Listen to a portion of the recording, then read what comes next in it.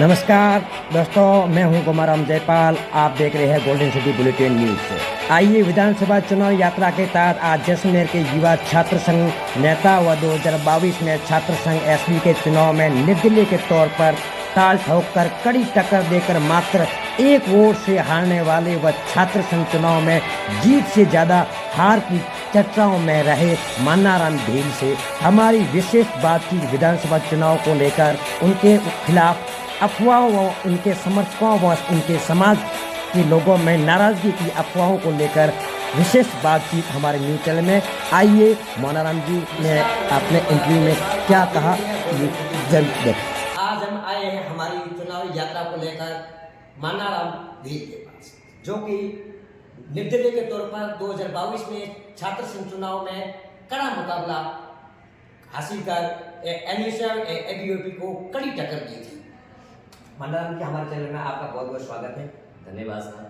आपने इस छात्र संघ चुनाव 2022 में एनएसआई से दावेदारी की थी, पर आपको टिकट पहले में नहीं थी। उसके बाद आपने निर्दलीय के तौर पर ताल भी ठोकी थी। उसके बाद में वर्तमान कांग्रेस प्रत्याशी रूपाराम धंधे थे, उस समय आपके खिलाफ भी थे और आपके विपक्ष में भी थे, और उस समय भी आपने निर्दलीय के तौर पर चुनाव लड़कर एक छात्र संघ चुनाव को एक रोचक बनाकर कड़ा मुकाबला की टक्कर में एनएसआई को 1-2 वोटों से हार जीत का अंतर रहा था। उसमें से आज आप वर्तमान स्थिति में रूपाराम जी के प्रचार प्रसार में जी जान से जुटे हुए, क्या ऐसा आपको लगा कि वर्तमान स्थिति में रूपाराम जी के पक्ष में आपने भी निर्णय लिया?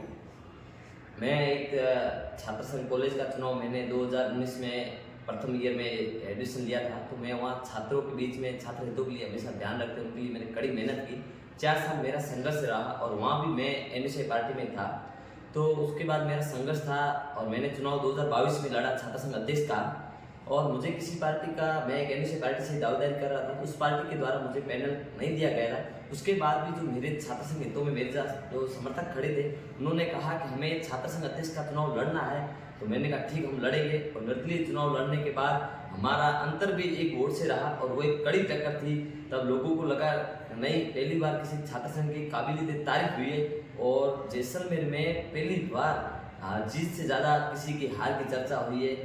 और अभी आप कह रहे हो कि वर्तमान जैसलमेर विधायक का आप साथ दे रहे हो, उनके लिए जी जान झुका रहे, तो मेरा एक था, मैंने देखा कि ये वर्तमान एक छात्र संघ जो होता है नेता, उसके लिए भी चुनाव बहुत मायने रखता है। तो मैंने कहा मैं खुद भी एक चुनाव लड़ना चाहता था। फिर मैंने सोचा कि मेरे चुनाव लड़ने से क्या फ़ायदा हो रहा है, क्या नुकसान हो रहा है। तब मुझे लगा कि मेरे चुनाव लड़ने से फ़ायदा कुछ हो ही नहीं रहा है, चाहे वो किसी वर्ग को भी नुकसान ही हो रहा था। तो मैंने कहा कि अब हमें क्या करना चाहिए। उसी को ध्यान में रखते हुए मैंने देखा कि विकास के मामले में कौन आगे, काम किसके सबसे ज़्यादा अच्छे बोल रहे हैं। तो मैंने अभी वर्तमान जो विधायक है, दोनों विधायक भी चुनाव लड़ चुके हैं, दोनों भी विधायक दे चुके हैं और आज दोनों आमने सामने हैं। तो मैंने देखा कि काम के मामले में जो 70 साल के इतिहास में जो काम किसी और विधायक ने नहीं करवाया, वो हमारे बीच में हमारा 2 साल तक कोरोना रहा था, वो सब महामारी रही थी। उसी के बावजूद भी राजस्थान सरकार के भी काम बोलते हैं, उनके काम में भी काम काबिल तारीफ है। और जो वर्तमान विधायक जैसाने के हैं, लोकप्रिय है, और इसके बाद इनको एक उपाधि मिली है विकास पुरुष। तो इन्होंने बाकायदा खूब काम करवाए, हर क्षेत्र में काम कराए। तो मैंने उसी को ध्यान में रखते हुए, जनता के हितों को ध्यान में रखते हुए मैंने सोचा कि जनता के लिए कौन काम कर सकता है और कौन नहीं कर सकता है। तो मैंने देखा कि बाकायदा रूपाराम जी ने खूब काम करवाए। इसी को ध्यान में रखते हुए मैंने रूपाराम का समर्थन किया, और ऐसे विधायक को मैं जरूर चाहूँगा कि ऐसा विधायक आएगा तो जैसलमेर में जैसाने का विकास भी होगा और जैसाने में शांति भी बनी रहेगी। नहीं, आप एक तरफ से कह रहे हैं कि विकास किया है, ठीक है, उन्होंने भी 10 साल में जो कुछ ना कुछ काम तो किया ही है, लेकिन विकास की बात पर आपको क्या लगता है कि जैसलमेर में कांग्रेस मजबूत है और वर्तमान स्थिति में लोगों से ये समर्थन विकास के नाम पर अच्छा मिल रहा है?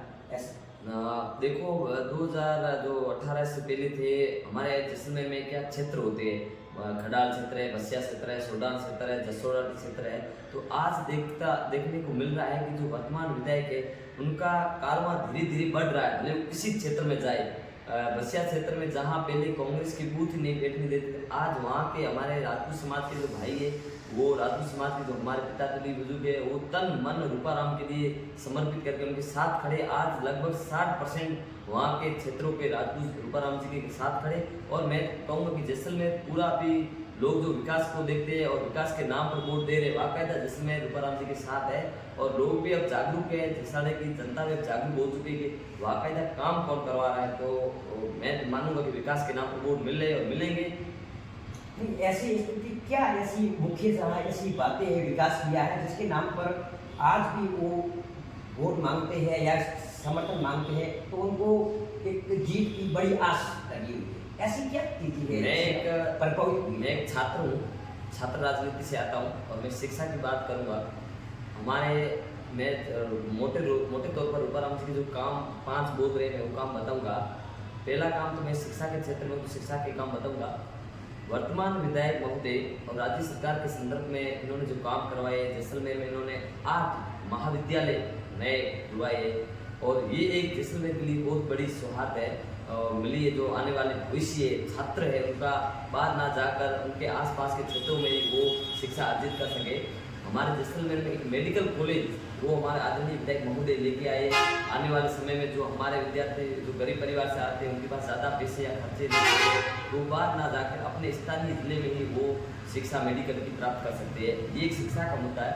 उसके बाद में यदि ग्रामीण क्षेत्रों में देखा जाए, ग्रामीण क्षेत्रों में ढाणियों क्षेत्रों में देखा जाए, मैं भी गांव में पढ़ता था 6ठी 7वीं में, तब मैंने आदरणीय विधायक महोदय उस टाइम के छोटे सिंह थे, तो मैंने उनको कहा था, मैंने कहा साहब हमारे गांव में 10वीं तक स्कूल करवाओ ताकि हमारे जो समाज की या हमारे गांव की जो बहनें हैं, राजपूत समाज की सभी समाजों की बहनें, तो वो बाहर नहीं जा सकती क्योंकि हमारे जैसलमेर में आज भी सोच महिलाओं को करते थोड़ी अलग रखते हैं।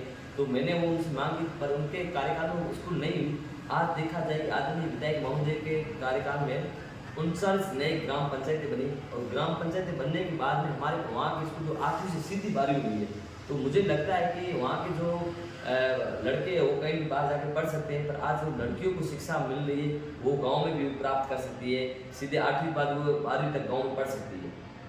नहीं, हमारे द्वारा इस जैसलमेर विधानसभा क्षेत्र में पूरी में ये सर्वे करने पर ये भी सामने आया था कि पिछला चुनाव आपने छात्र संघ 2022 में लड़ा था और उसमें निर्दलीय के तौर पर आपने ताल भी ठोकी थी, कड़ी टक्कर भी दी थी और उसमें वर्तमान विधायक जो कांग्रेस प्रत्याशी है और उनका साथ नहीं रहा था। तो मतलब ये अफवाह फैल रही है या फिर सच है कि वो बदला आज के कारण रूपाराम के खिलाफ नाराजगी जाहिर है भील समाज में, इस पर आप क्या कहेंगे?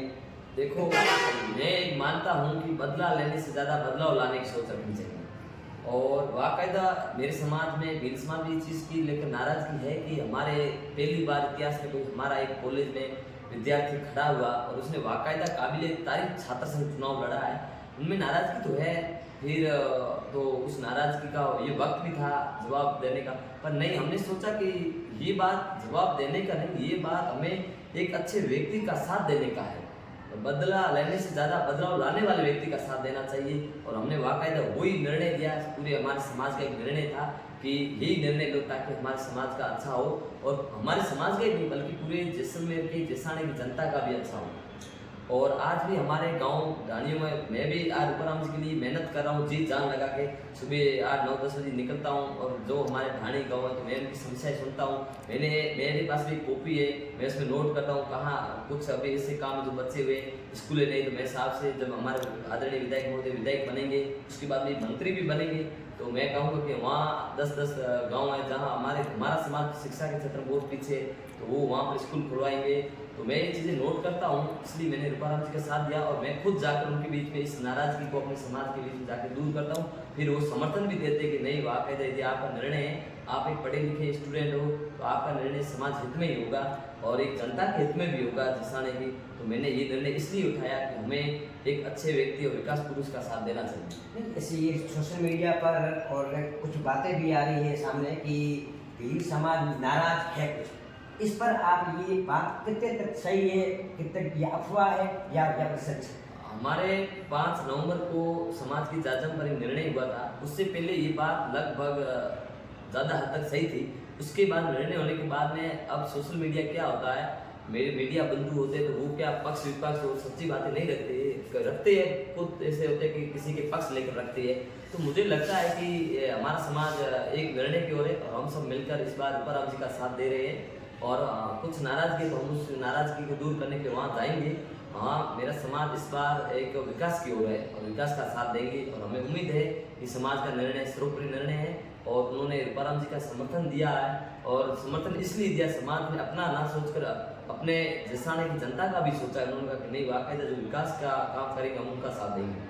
कुछ बातें ये भी सामने आ रही है कि मानाराम जी ने रूपाराम जी को समर्थन दिया है तो एक अपने स्वयं के व्यक्तिगत स्वार्थ के आधार पर उनको समर्थन दिया, ये बात कहाँ तक सही है साबित होगी? देखो, ये अब सोशल मीडिया का ज़माना है और यहाँ अफवाहें तो फैलाने किसी का भी कोई भी किसी भी बोल सकता है।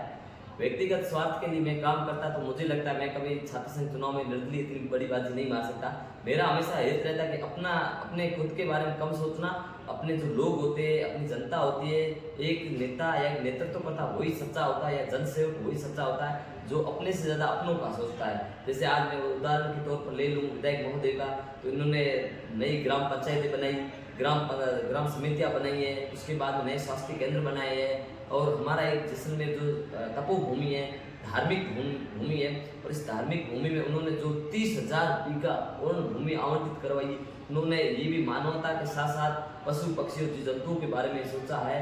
तो मेरा कोई निजी स्वार्थ नहीं है, मैं एक पढ़ा लिखा स्टूडेंट हूँ तो मुझे पता है कि कौन अपने समाज के या जनता के हित के लिए जो सही कर सकता है। मैंने उनका साथ दिया और मेरा ये निर्णय बाकायदा पूरी मानवता के नाते और जो उन्होंने काम करा रूपाराम जी के लिए मेरे लिए सही है और हमारे जो लोग थे उनका भी ये कहना है कि नहीं, बाकायदा आपने एक निर्णय लिया उचित लिया और निर्णय मैंने नहीं लिया, हमने सबने बैठकर एक जगह विचार विमर्श करने के बाद हमने निर्णय लिया।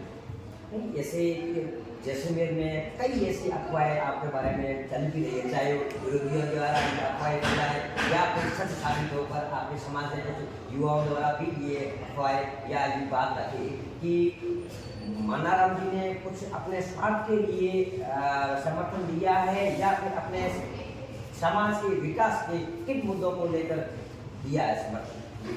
देखो, मुझे स्वार्थ की राजनीति नहीं आती है, मैं हमेशा सेवा की राजनीति करता हूँ और सेवा की राजनीति में राजनीति होनी भी नहीं चाहिए। अब विपक्ष के पास या कुछ ऐसे मुद्दे होते हैं, अब वो तो फैलाएंगे, उनको लगता है कि कहीं ना कहीं इनके युवाओं के बीच में अच्छी पकड़ है और ये बाकायदा इनका निर्णय सही है, पर वो कुछ लोगों को नहीं लग रहा है कि ये तो वो फैलाने का काम करेगा। बाकी हमारे समाज में कुछ लोगों को समझ नहीं आया तो हम वहाँ जाकर उनको समझा भी रहे और हमको उनको भी समझा रहे कि अब हमारा निर्णय कोई व्यक्तिगत नहीं था, ये एक जैसलमेर की जनता को देखकर भी दिया कि बाकायदा जैसलमेर के विकास के तौर पर मैं बार बार इस विकास का इनाम ले रहा हूँ। विकास का नाम इसलिए ले रहा हूँ क्योंकि उन्होंने बाकायदा विकास करवाया, इसलिए। बाकी जनता ये खूब है और कुछ लोग हैं तो आरोप लगाते रहेंगे, ये सोशल मीडिया का जमाना कोई भी लगा सकता है। बाकी सच्चाई क्या है तो वो जो समाज की ज़्यादातर निर्णय है वही होगा।